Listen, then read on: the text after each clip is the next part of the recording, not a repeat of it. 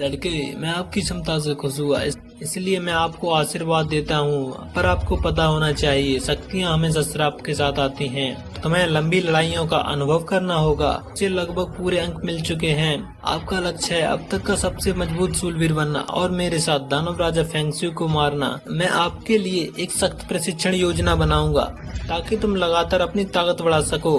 मानव जाति की रक्षा के लिए और दानव राजा फेंगशू को मारने के लिए अपनी जी जान लगा दो।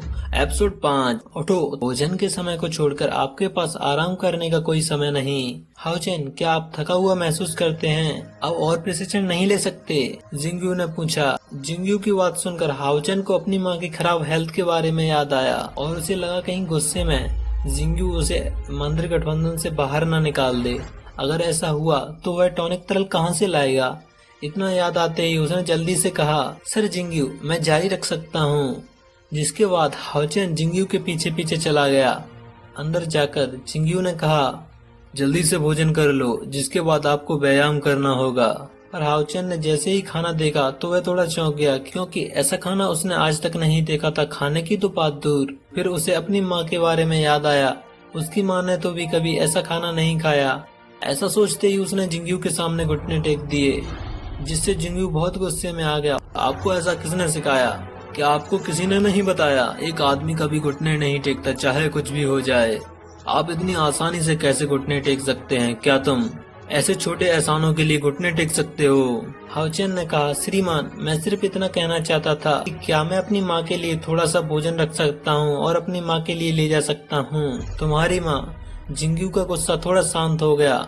मेरी माँ ने इतना स्वादिष्ट भोजन कभी नहीं खाया। तुम्हारी माँ? जिंगयू ने बार बार उस नाम को दोहराया। उसके चेहरे पर एक उदासी छा गई। नहीं, ऐसा नहीं हो सकता वायु। आप इन सालों में इतनी मुश्किल भरी जिंदगी जी रही, ये सब मेरी गलती है। मैं आपका ख्याल नहीं रख सका, ये मेरी गलती है। हाओचेन ने बोलना जारी रखा, मेरी माँ के पास मेरे अलावा कोई और नहीं। जब मैं छोटा था तब उन्होंने पिता को खो दिया और माँ ने मुझे पालने के लिए दूसरों के कपड़ों को धोकर मुझे बड़ा किया है। और इतनी ज्यादा मेहनत करने से माँ का स्वास्थ्य खराब होने लगा, पर उन्हें मेरे लिए पैसे तो कमाने ही थे, इसलिए वे बीमार होने के बाद भी काम करती रहीं।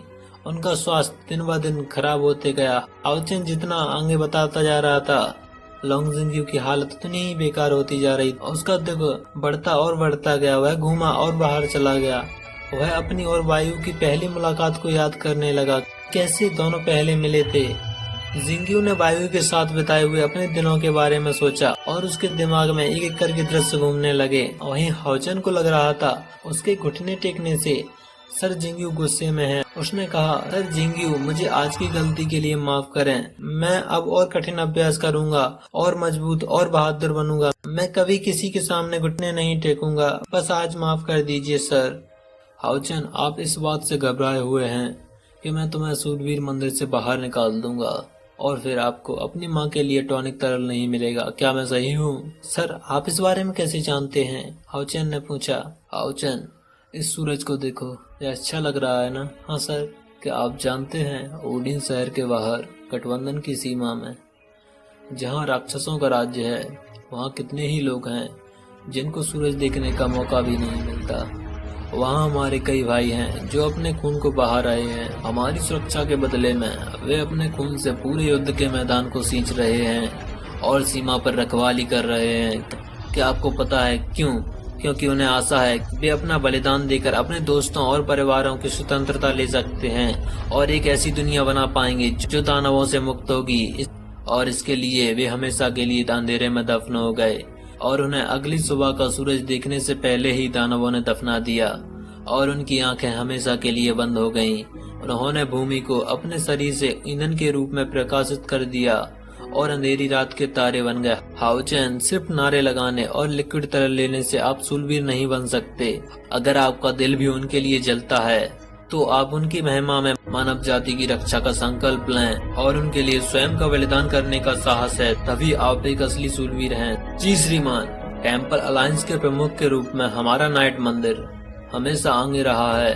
हर समय हमारा आखिरी समय हो सकता है। ये अंधेरी दुनिया एक लंबी रात की तरह है। हम बस इतना कर सकते हैं, आगे और आगे बढ़ते रहें। क्या आप समझे?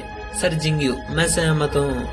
मैं और भी अधिक अभ्यास करूंगा और प्रशिक्षण से नहीं भागूंगा और इसका मेरी माँ से कोई लेना देना नहीं होगा। मैं एक सच्चा सूरवीर बनूंगा सर। ओ आयु, आपने उसे अच्छी शिक्षा दी है। हाउचेन, चलो मैं तुम्हें कुछ दिखाता हूँ। सर यह कौन सी जगह है? यह विरासत की अंगूठी में स्थान है और एक ऐसी जगह है जहाँ आप भविष्य में नए कौशल सीखेंगे, नए स्किल्स। हाउचेन ने पूछा। यहाँ हर एक कार्ड में एक अलग टेक्निक है और जिंगयू के इशारे पर कई कार्ड हवा में उड़ने लगे। सर जिंगयू, इतने सारे कार्ड, क्या वे सभी कौशल हैं? हाँ, वे सभी कौशल हैं। इनमें सूरवीरों के मंदिर के सभी गुप्त कौशल हैं, जिनमें वे कौशल भी हैं जिन्हें मेरे द्वारा बनाया गया है। हाउचेन के सामने कई प्रकार के कौशल थे जिन्हें सामने कार्ड पर दिखाया जा रहा था। ये सभी गुप्त कौशल और स्वनिर्मित कौशल हैं। तथाकथित गुप्त कौशल प्रत्येक मंदिर के उच्च स्तर के कौशल हैं। इन कौशलों को प्राप्त करना बहुत मुश्किल है। वे महागठबंधन के तुरुप के पत्ते हैं। दूसरा मेरे स्वनिर्मित कौशल हैं। मुझे डर है कि तुम इसे अभी सीखने में सक्षम नहीं हो। सर जिंगयू, आप बहुत शक्तिशाली हैं, हाउचेन ने कहा। हाउचेन, मैं तुमसे एक और बार पूछूंगा, क्या आप समझते हैं एक सच्चा शूरवीर क्या होता है?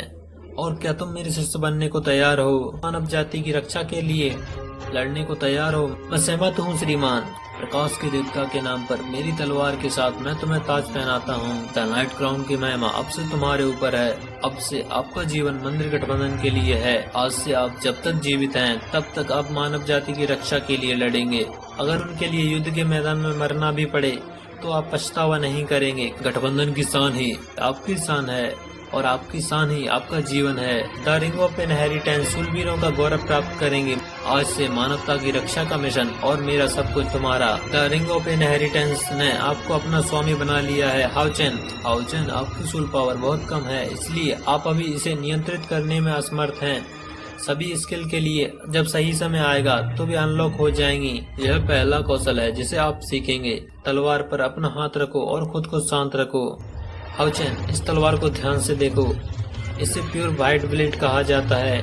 इसके लिए सबसे पहले अपनी सोल पावर को ब्लेड में इकट्ठा करो और फिर इसे एक झटके के साथ घुमाओ। चलो अब तुम भी कोशिश करो।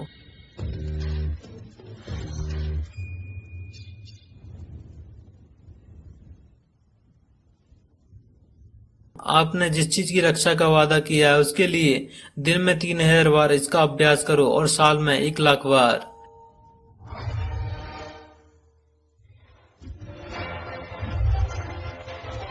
एक घने जंगल में कई बच्चे एक बीस्ट के साथ लड़ रहे थे। वह काफी अजीब दिखने वाला डीमन था। उसकी पूंछ बिच्छू की तरह थी, लेकिन वह बिच्छू से बिल्कुल अलग था। कितना अजीब डीमन है। हाउचेन दौड़ते हुए जंगल में जा रहा था। इतने लंबे समय के बाद मैं अंत में अपनी माँ को देखने के लिए वापस जा सकता हूँ। ये आवाज तो भाई जियांगू की है। एक बिच्छू पूंछ वाली छिपकली।